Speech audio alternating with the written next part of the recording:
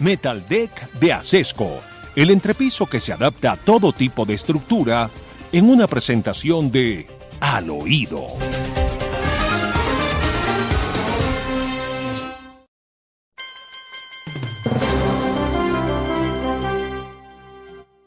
Mar, hablemos a nuestros oyentes y a quienes nos visitan de alguna manera en la hora de la verdad sobre un tema capital, el tema del gas.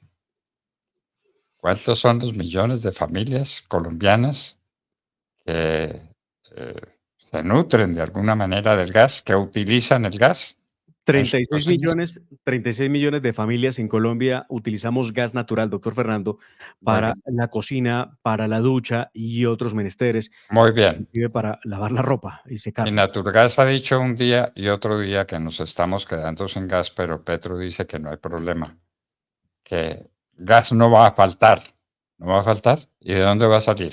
¿Y a qué costo? ¿A qué precio? Ya le tengo la cifra, ¿usted la tiene? Se le escuché en los titulares, doctor Fernando, 35% más de costo en la factura. ¿Cómo le parece? 35% de aumento en la factura porque nos estamos quedando sin gas. ¿De dónde lo vamos a traer? No será de Venezuela por lo pronto, porque no hay manera física de poderlo importar. Pero Entonces además, vendrá pero de los Estados Unidos. claro, entra de los Estados Unidos, doctor Fernando, donde Colombia tiene intereses y tiene proyectos donde se está explorando gas con Ecopetrol, pero el problema es que si se atreven y avanza el asunto con Venezuela, recuerde usted que la OFAC y hay una serie de sanciones que ha impuesto los Estados Unidos sobre PDVSA, que sería el socio de Colombia en la importación de gas. Colombia se sometería a terminar vinculada a una lista de países que patrocinan el genocidio, las dictaduras, terminaría en eso, porque es así como lo lee los Estados Unidos. Así que no lo tendrá fácil que Colombia termine ayudando a organizaciones que están vetadas a nivel internacional para poder manejar el tema de hidrocarburos, que es lo que le pasa a PDVSA con Estados Unidos. Restricciones que se levantaron durante las supuestas negociaciones de Barbados, ¿no? Que terminó en la más grande farsa de la historia reciente, donde Estados Unidos terminó dejando en libertad a Alex Saab, hoy el ministro de Comercio Nicolás Maduro, a cambio supuestamente de unas elecciones libres. Pues muy bien, Maduro los engañó, bueno, no sé si los engañó, pero bueno, por lo menos no cumplió. Terminó con Alex Saab libre.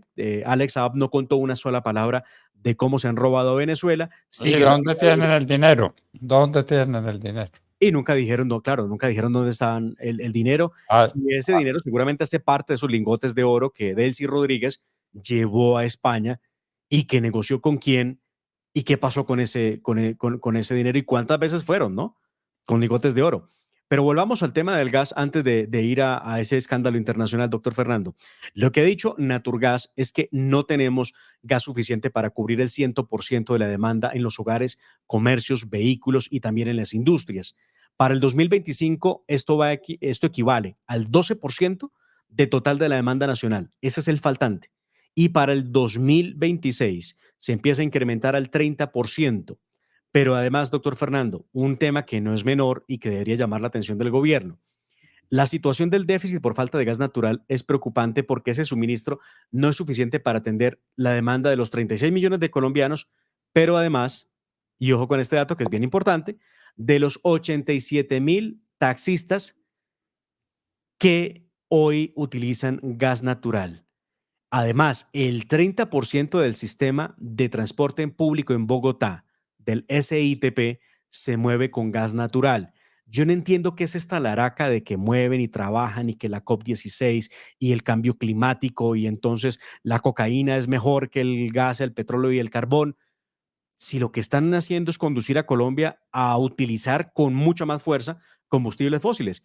Si no hay gas, doctor Fernando, para mover taxis y vehículos de transporte público, no hay otra solución que buscar gasolina, incrementando los precios que va a tener que incrementarse, por supuesto, el servicio público. bueno, no entendí eso muy bien. En todo caso, lo cierto es que no tenemos gas. Nos estamos quedando sin gas. Lo vamos a traer. y el aumentico en la factura lo calcula Naturgas en el 35% de los valores actuales. Yo hablé solo de los taxistas y me reclaman que no solamente taxistas utilizan gas, es verdad. Hay cerca de 220.000 vehículos en Colombia que son movidos con gas natural. Pues obviamente también se verían afectados Muy bien. con este tema de la falta de gas. Bueno, estábamos hablando en nuestra nota editorial de proyectos y proyectos y proyectos, y hay un proyecto de reforma judicial para disminuir penas de los que abusan de los niños y de los que matan a los niños. ¿Eso existe? ¿Es Sí, verdad señor. que están proponiendo una rebaja de penas para semejantes monstruos? El proyecto de ley fue presentado por el gobierno de Gustavo Petro, fue acompañado por la Corte Suprema de Justicia y plantea nada más y nada menos que la rebaja hasta en la mitad de la pena para ese tipo de graves delitos que se cometen contra los niños. El caso, doctor Fernando, de la violación, el caso de la muerte de un menor de edad. Y aquí se los tengo, ayer se los mostraba, creo yo, pero aquí se los volvemos a presentar. Esto es lo que está defendiendo el Gustavo Petro y por supuesto su ministra. Aquí lo pongo en pantalla. Dice claramente lo siguiente: beneficios y mecanismos sustitutivos cuando se trata de los delitos de homicidio, lesiones personales bajo modalidad dolosa, delitos contra libertad, integridad y formación sexuales o secuestro, oigan bien, cometidos contra niños, niñas y adolescentes, se aplicarán las siguientes reglas. Les leo lo pertinente.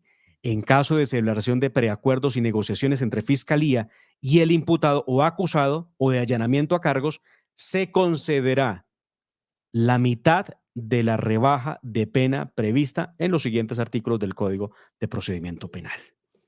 Bueno, reducen la pena a la mitad. Claro. Esa es lo que se les ocurre para combatir el ataque a los niños, la muerte de los niños, la muerte de esta criatura de 12 años. Conmovió al país. Solución: coger ese bandido y en lugar de meter al juez que lo dejó libre a la cárcel, rebajarle la pena a la mitad. Pero además, dice la ministra, perdón, la fiscal general, doña Luz Adriana Camargo, que esto se debe por la congestión judicial, doctor Fernando, porque es que aquí hay una cosa que hay que entender también.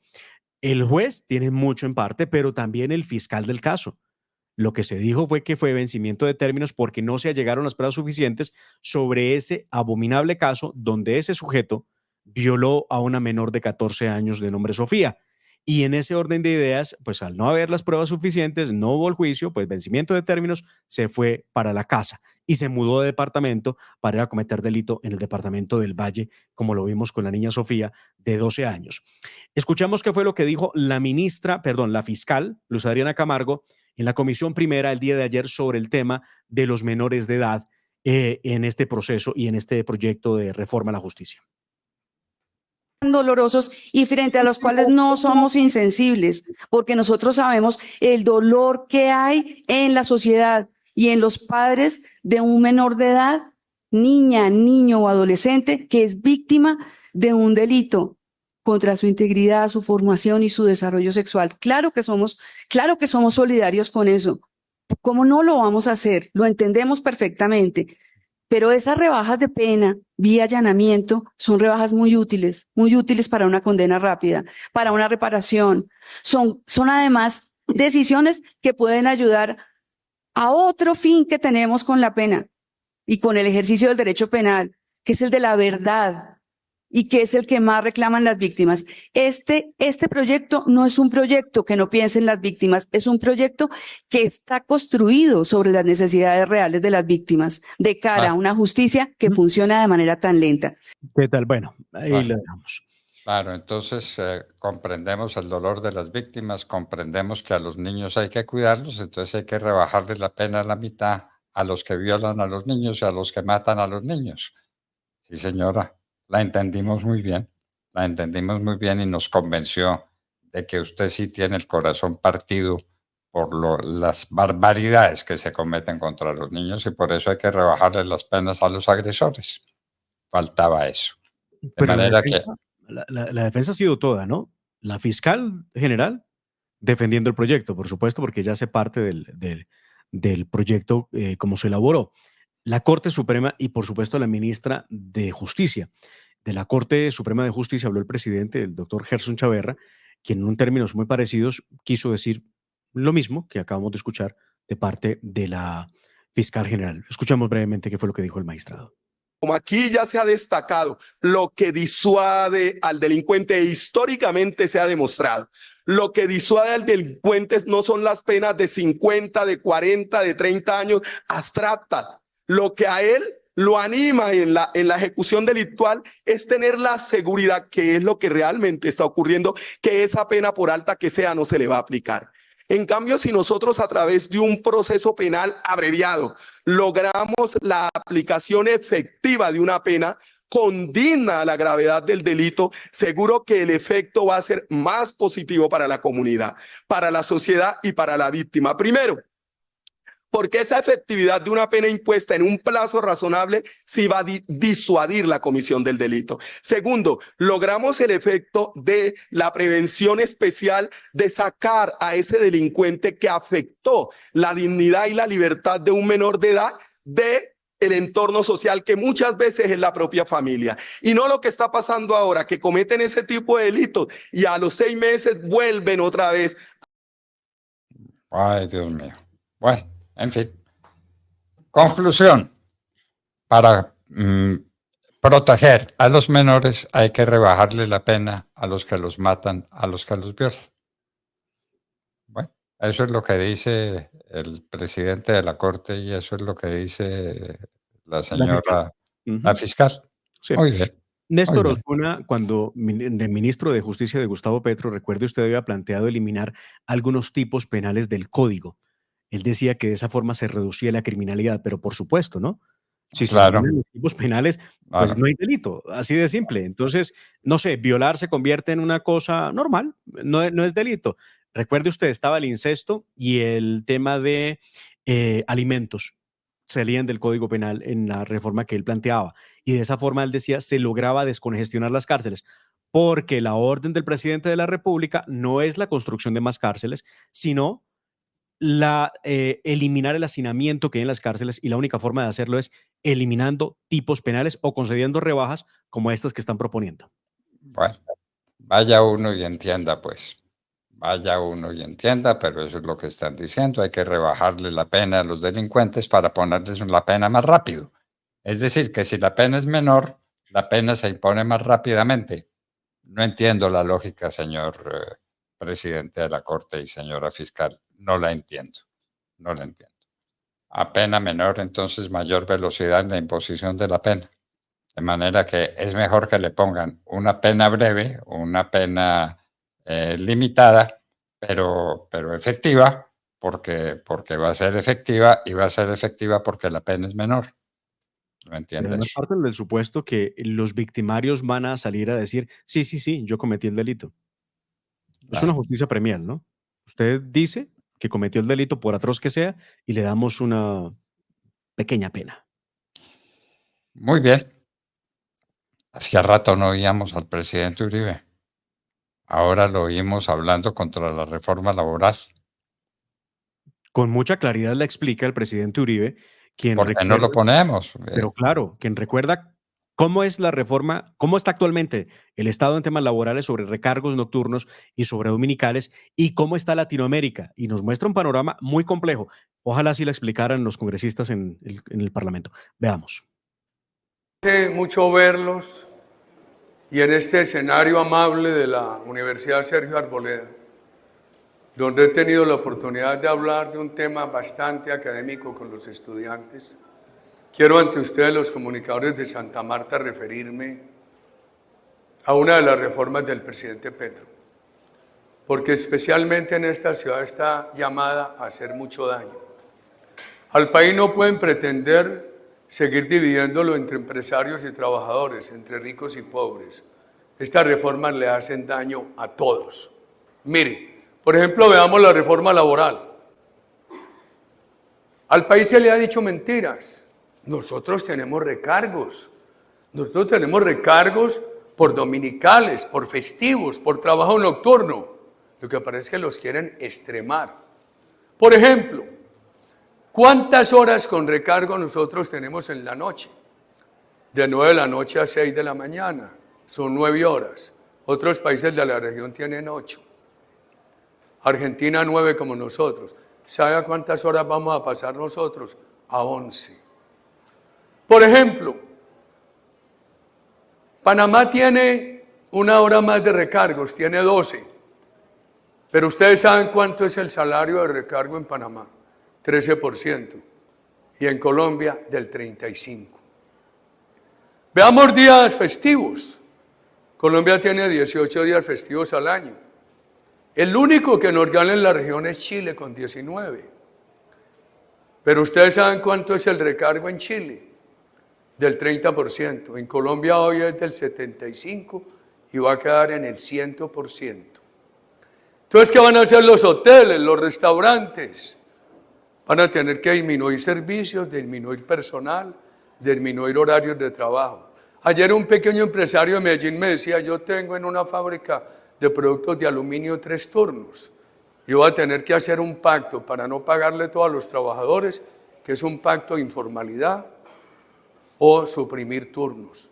Y me decía un confeccionista de una pequeña empresa, yo tengo que doblar el número de trabajadores en el segundo semestre y reducirlo a la mitad en el primero. ¿Y cómo voy a hacer con la nueva modalidad de que todo tiene que ser contrato a término indefinido? Estas reformas del presidente Petro las han propuesto como una reforma en favor de los pobres y son en contra de los pobres y de los empresarios. En una ciudad turística como Santa Marta hay que pensar eso y no se puede pensar aisladamente. Bueno, muy claro.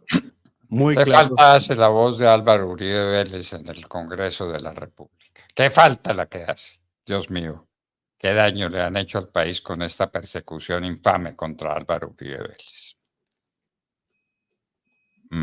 Bueno, la compra de coca. La compra de coca, ¿quién la va a hacer? ¿A quién le preguntamos? ¿Le preguntamos Preguntémosle a al Juan ministro, Fernando Cristo? a Juan Fernando Cristo. Esto fue lo que nos dijo los medios de comunicación ayer en el Congreso de la República el ministro del Interior. Recordemos que esa es la idea de Gustavo Petro, ¿no? Así, señor. Sí, Comprar la coca en el MICAI, que va a ser comprarla en todo el país. ¿Qué dice Juan Fernando Cristo sobre eso? usted tiene un dicho, a ver si me corrige, por favor, porque seguro me voy a equivocar. Vaca vieja, vaca ladrona no olvida portillo. Vaca ladrona no olvida portillo. Así es. Eso. En 1985 el M-19 pactaba con los narcotraficantes. Parece que hoy no es diferente. Escuchemos qué fue lo que dijo Juan Fernando Cristo. Evaluar la propuesta, obviamente supongo que la directora de cultivos ilícitos del ministerio de la presidencia tendrá la propuesta, seguramente será motivo de evaluación del gobierno y vamos a estudiarla, pero no tendría ninguna otra. Mejor dicho, que no sabe. Que no sabe y entonces que la va a estudiar. No lo sabe el ministro del Interior. Lo que dice el presidente de la República, que van a comprar la coca en el cañón del Micay, que es comprarla en el país entero. Faltaba, ¿no? No, es que como si fuera poco. Y atento porque ayer el mismo ministro del Interior, doctor Fernando, le anunció al país que vienen con mensaje de urgencia para tramitar la justicia agraria en Colombia. Todo el que nos esté viendo y tenga un proyecto, tenga una tierra, tenga una finca, una parcela en el campo colombiano debería estar con los pelos de punta. Este proyecto sí que es lesivo contra la propiedad privada y contra los principios fundamentales de derecho. Proyecto, doctor Fernando, que lo hemos estado estudiando y trae una serie de elementos peligrosísimos para la propiedad privada. 2 cosas hace este proyecto. 1, acaba con la propiedad privada y 2, fragmenta el sistema judicial porque propone una serie de trámites y de recursos inventados solo para esta jurisdicción. Y entonces se va a ocupar la jurisdicción agraria. Todo lo que usted tenga en el campo que sea denominado área rural, contratos civiles, comerciales, laborales, temas penales, todo puede ir a la jurisdicción agraria. La jurisdicción ordinaria desaparece para el campo. Con Bueno, jueces pero agrarios. ¿qué peligro tiene esa jurisdicción nueva? Doctor Fernando, el peligro es que dice, entre otras cosas, le leo para que vea usted con lo que nos vamos a enfrentar. Especial protección para la parte más débil. El proceso agrario y rural tiene como objetivo conseguir la plena realización de la justicia en el campo y deberá adoptar las medidas necesarias para proteger a la parte más débil en las relaciones de tenencia y producción agraria cuando exista una evidente asimetría económica y social entre las partes. Esto significa, voy a ponerme de caso, doctor Fernando, yo soy el dueño de una tierrita por fuera, allá en el área rural.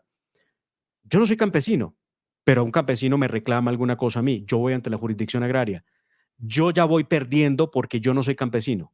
Ya voy perdiendo. Yo creo que esta es la condición de muchísimos ciudadanos en Colombia, que no son campesinos, que tienen un área de producción por fuera de las ciudades, en el área rural, y que la justicia agraria va a amparar a ese campesino. Pero le doy una que es peor todavía.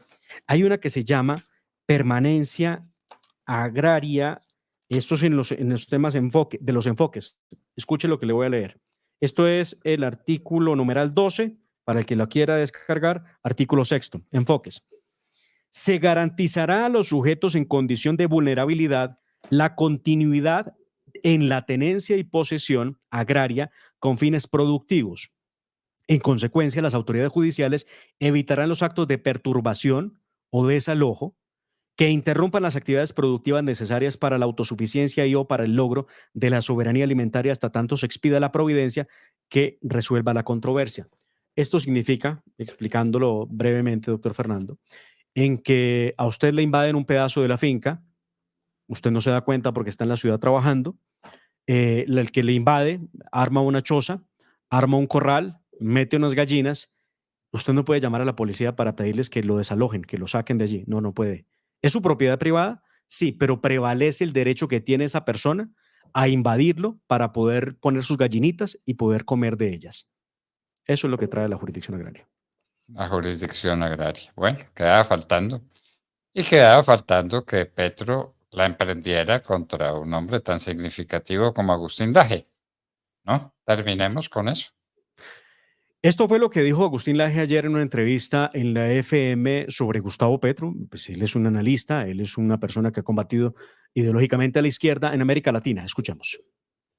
Agustín, ¿cómo evaluar al presidente Gustavo Petro en este contexto? Yo te diría como un tristísimo accidente. Yo, por lo que conozco a Colombia no es un país de izquierdas, es un país que en todo caso estaba fatigado de una dirigencia política tradicional que colapsó. De hecho, hoy cuesta encontrar en general líderes opositores, lo que se ve es una sociedad civil opositora en todo caso. Y bueno, Gustavo Petro supo articular el discurso del cambio, ofreció un cambio que nunca fue, supo llegarle a los sectores juveniles, supo prometer cosas que la gente anhelaba, supo poner al Estado como fuente de todos los bienes y de todo el bienestar y la gente se lo creyó y ahora se están pagando las consecuencias. Y así le contesta Gustavo Petro. Le comparto pantalla para ver el trino de Gustavo Petro ayer. Me enaltece que un nazi me insulte de esta manera. Es por algo, bueno, está mal escrito, ¿no? Por la libertad y la justicia que he hecho. Bueno, seguramente. Tanta libertad y tanta justicia, entonces Agustín Laje no tiene razón. Gustavo Petro. Muy bien. Queridos amigos, en eso estamos, en eso vamos y en eso seguimos. Y como seguimos en eso, aquí estaremos con ustedes. Ayúdenos, no olvide ayudarnos. No lo deje para mañana.